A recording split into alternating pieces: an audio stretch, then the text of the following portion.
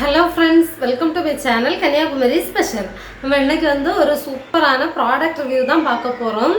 மத்தாங்கி அப்படின்ட்டு ஒரு ரொட்டி மேக்கர் பற்றின ரிவ்யூ தான் பார்க்க போகிறோம். அதில் என்னென்ன நம்ம குக் பண்ணிக்கலாம் அப்படிங்கிற வீடியோ தான் டீட்டெயில்டாக பார்க்கலாம் வாங்க.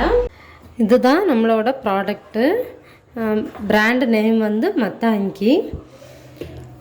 இது எப்படி ஒர்க் ஆகுது அப்படிங்கிற வீடியோ தான் பார்க்க போகிறோம். ஃபஸ்ட்டு பேக்கிங்கை பற்றி சொல்லிடுறேன். அவ்வளோ சூப்பராக சேஃபாக பேக் பண்ணி அனுப்பியிருந்தாங்க. நல்லா சேஃபாக வந்துருச்சு. இது கூட இந்த ஆயில் ப்ரஷ் பண்ணுவோம்ல, இந்த ப்ரஷ்ஷு, அதுக்கப்புறம் ஒரு ஸ்பேக்சுலா ரெண்டுமே வந்துருந்துச்சு. இதோட ப்ராடக்ட் லிங்க் நான் டிஸ்கிரிப்ஷனில் கொடுக்குறேன். தேவைப்படுறவங்க செக் பண்ணி வாங்கிக்கோங்க. இதோட ப்ரைஸ் 2000 ருபீஸ் வருது. யாருக்காவது தேவைப்பட்டால் வாங்கிக்கோங்க. இதோட பாடி ஃபுல்லாக சில்வர் கோட்டிங்கில் வருது. அதுக்கப்புறம் உள்ளாடி மார்பிள் ஃபினிஷ் கொடுத்துருக்காங்க. நம்ம கிரானைட் மார்பிள்லாம் வரும்ல, அந்த மாதிரி மேட் ஃபினிஷில் கொடுத்துருக்காங்க. இப்போது ப்ளக்கை கனெக்ட் பண்ணி சுவிட்ச் ஆன் பண்ணிக்கலாம். சுவிட்ச் ஆன் பண்ணதுமே 2 லைட்டுமே எரியுது. இதை மேக்ஸிமமில் செட் பண்ணிக்க போகிறேன். செட் பண்ணி ஒரு 5 to 7 மினிட்ஸ் ஆனதும் இந்த க்ரீன் லைட்டு ஆஃப் ஆயிரும். அதுக்கப்புறமா நம்ம யூஸ் பண்ண ஆரம்பிச்சிடலாம். இப்போது ஃபஸ்ட்டாக நம்ம ஆம்லேட்டு போட்டுக்கலாம். லைட்டாக ஆயில் ஸ்ப்ரெட் பண்ணிவிட்டு முட்டை வெங்காயம்லாம் போட்டு கட் பண்ணி வச்சுருக்கேன். ஆம்லேட் போட்டுக்கலாம். சீக்கிரமாக ரெடி ஆயிடுது. ஒரு 10 செகண்ட் தான், போட்டுட்டு உடனே திருப்பி போட்டுடலாம். அந்த மாதிரி தான் சீக்கிரமாக ரெடி ஆயிடுது. இது சைடில் எல்லாம் அப்படி வடிஞ்சு போகாது. நம்ம ஆல்ரெடி ஒரு ரிவ்யூ பார்த்துருந்தோம், ப்ரீமியரோட ரிவ்யூ. அதில் எப்படின்னா சைடில் ஒழிஞ்சு போயிருமோ அப்படின்னு சொல்லி பயந்து தான் போட்டுட்ருந்தேன். ஆனால் இது சூப்பர் கான்செப்ட்டு. நான் அந்த வீடியோலேயே சொல்லியிருந்தேன், வழிஞ்சு போகாமல் இருந்தால் இன்னும் நல்லாயிருக்கும் அப்படின்ட்டு. நம்ம ஒன் சைடு வேணால் அப்படி எடுத்துக்கலாம், இல்லைன்னா திருப்பி போட்டு இந்த மாதிரி 2 சைடும் வேக வச்சு எடுத்துக்கலாம். இப்போ அடுத்ததாக கொஞ்சமாக பட்டர் ஸ்ப்ரெட் பண்ணிக்கிறேன். இது எதுக்குன்னா பிரெட் டோஸ்ட் பண்ணுறதுக்கு. இப்போ நம்ம ப்ரெட்டை இந்த மாதிரி நார்மலாகவும் டோஸ்ட் பண்ணி எடுத்துக்கலாம், இல்லை சாண்ட்விச் மாதிரியும் போட்டுக்கலாம். சாண்ட்விட்சுக்கான ஸ்டஃப்பெல்லாம் சென்டரில் வச்சுட்டு அதுக்கப்புறமா அது மேலே இன்னொரு ப்ரெட்டும் வச்சு மேலேயும் கொஞ்சம் பட்டர் போட்டு நம்ம க்ளோஸ் பண்ணி எடுத்துட்டோம் அப்படின்னா 2 சைடும் சூப்பராக டோஸ்ட் ஆகி சாண்ட்விச் ரெடி ஆயிரும். சாண்ட்விச்சில் வைக்கிற ஸ்டஃப் எதுவுமே இல்லை, அதனால தான் நான் அது ப்ரிப்பேர் பண்ணி காமிக்கலை.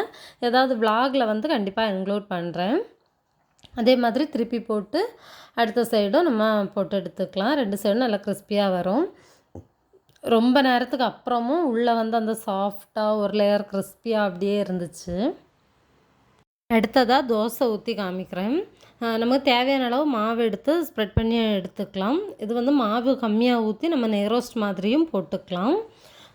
நான் ஒரு 1.5 கரண்டி அளவு மாவு சேர்த்து ஸ்ப்ரெட் பண்ணி விட்டுருக்கேன். நம்ம நார்மல் நான்ஸ்டிக் பேனில் பண்ணுற மாதிரியே பண்ணிக்கலாம், ஒட்டவே செய்யாது. நான் எண்ணெய் சேர்த்துக்கலை.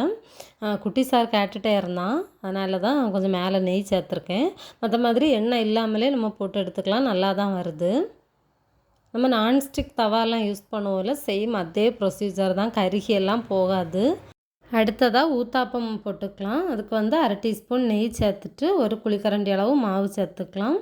இப்போது இதில் மேலே நம்ம வெஜிடபிள்ஸ் எது வேணாலும் சேர்த்துக்கலாம். நான் வெங்காயம் மட்டும்தான் சேர்த்துருக்கேன், நீங்கள் கேரட் அதெல்லாம் சேர்த்துக்கலாம்.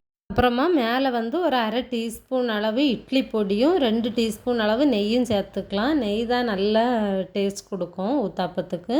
அதுக்கப்புறம் கொஞ்சம் அப்படியே விட்டுட்டு மறைச்சி போட்டுக்கலாம். மறைச்சும் கொஞ்சம் ஒரு மினிட்டு கூட ஆகாது செய்கிறதுக்கு, அவ்வளோ ஈஸியாக ரெடி ஆயிடுது. இப்போ 2 சைடும் பரட்டி போட்டு எடுத்துட வேண்டியது தான். அடுத்ததாக சப்பாத்தி போட்டு காமிக்கிறேன். இதை மாவு நான் 1:1 ரேஷியோவில் மிக்ஸ் பண்ண சொல்லியிருந்தாங்க. நான் நம்ம நார்மல் சப்பாத்திக்கு விரசோம்ல, அந்த மாதிரி தான் விரசியிருந்தேன். சப்பாத்தி அந்த ரொட்டி மேக்கரில் காமிச்சால அதே மாதிரி தான், நல்லா ஃப்ளஃபியாக வரல. ஆனால் இதுக்கும் ஒரு பெரிய டிஃப்ரெண்ட் இருக்குது. என்னென்னா அதில் ஹார்டாக வந்துருந்துச்சு கொஞ்சம், ஆனால் இதில் நல்லா சாஃப்டாக இருந்துச்சு. ரொம்ப நேரத்துக்கு அப்புறமும் நல்லா சாஃப்டாக இருந்துச்சு, லேயராக வந்துருந்துச்சு. நான் காமிக்கிறேன். அது மற்ற மாதிரி அந்த வீடியோலெல்லாம் காமிப்பாங்கல்ல, அந்த மாதிரி நல்லா ஃப்ளஃபியாக வரல.